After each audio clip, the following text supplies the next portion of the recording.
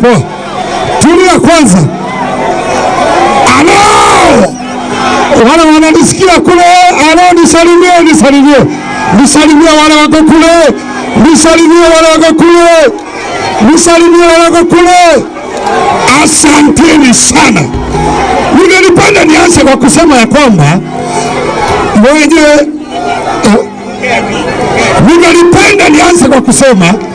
watu wa Tharaka Nithi, watu wa Marimanti.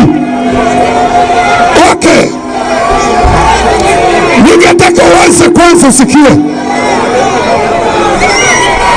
Ningelipenda kwanza unisikize ya kwamba yenye umesema ni 2 term, ni haki yako. Wewe mwenye kusema ni haki yako, na kuna mwenye ninajua pia ni haki yake aseme 1 term. Ni haki yako kusema 2 term, na ni haki pia ya yule mwingine kusema. Ningelipenda usikize.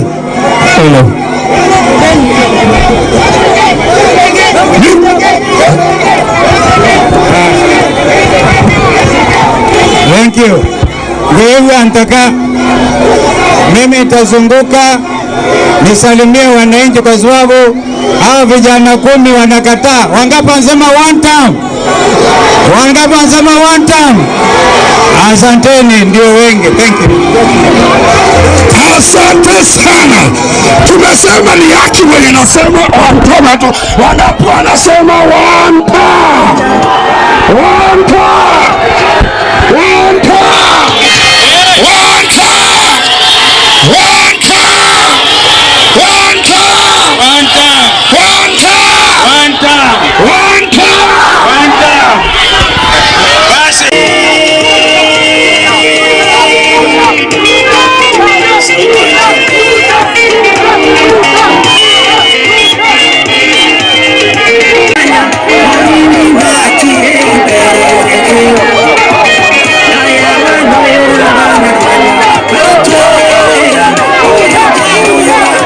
Kalonzo Musyoka faced a difficult moment in Tharaka Nithi County when his tour of the region was disrupted by a group of road youth.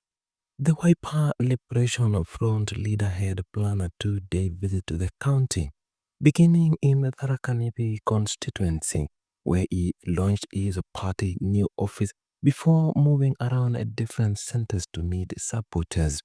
The tour was designed to cover Marimanti, Kibonga, Muthima, and Karokochi, but it was cut short after disruption made it impossible for him to continue. The first stop in Marimanti saw Kalonzo welcomed by his supporters, but his address was quickly drawn out by a group chanting pro-government slogans. The situation did not turn violent, but the disruption was strongly enough to prevent him from speaking freely. As he continued to Kibonga, the environment became even more difficult, with 2-term chants taking over and making it clear that his presence was being challenged. Faced with growing resistance, he decided to end the first day of the tour earlier than expected. Kalonzo Musyoka placed responsibility for the incident on Deputy President Kithure Kindiki. He argued that Deputy President was encouraging intolerance in his backyard by mobilizing groups to disrupt opposition activities. According to Kalonzo, such action was a sign of an administration unwilling to allow open political engagement. He pointed out that leaders in high office should set an example of tolerance instead of creating hostility. Deputy President Kindiki comes from Tharaka Nithi County and remains a key political figure in the area. His influence is strong, and the pro-government chant heard during Kalonzo's visit show the region's political loyalty.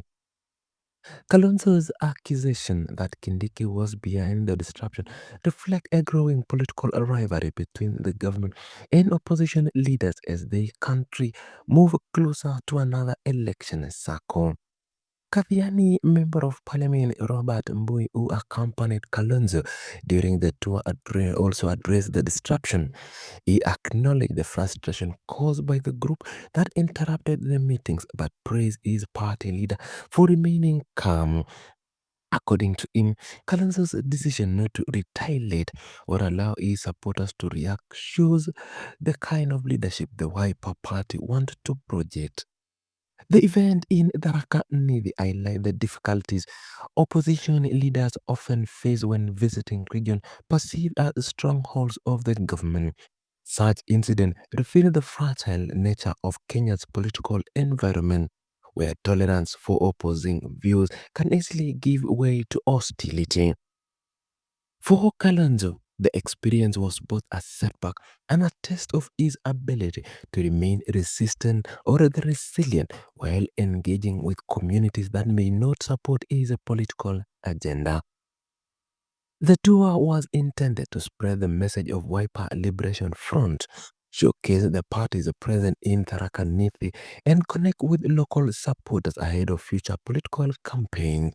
However, with the disruption, it remains unclear whether the planned visit to Mara and Chuka Igamba Ng'ombe constituencies will go ahead as scheduled.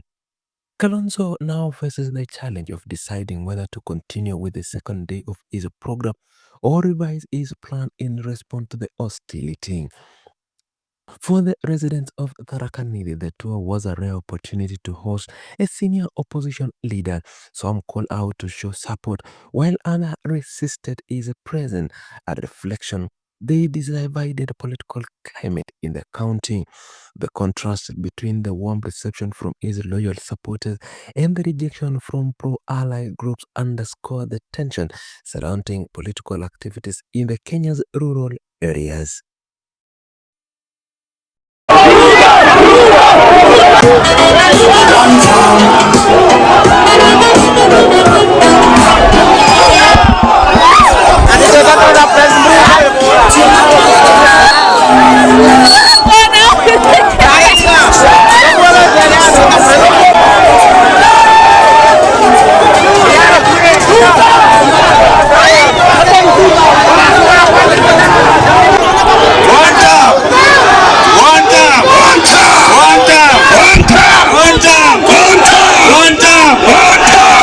Asanteni. Hata huko one time. Asanteni. Tukuiwa. Basi tusikilizane. Mara wangapi wanataka niwasalimie? Asanteni. Basi vijana mtulie basi. Tuambe kuzungumzana. Wewe ulimuona Kalonzo lini? Kalonzo ongea siongee. Kwa hivyo nataka kusema maybe I'll talk to the media because hakuna haja kusema. Okay, sawa. I think we na return na ndio tutorombo na witekia. Excellence mpaka pale sokoni ili tuweze kusemezana na wananchi.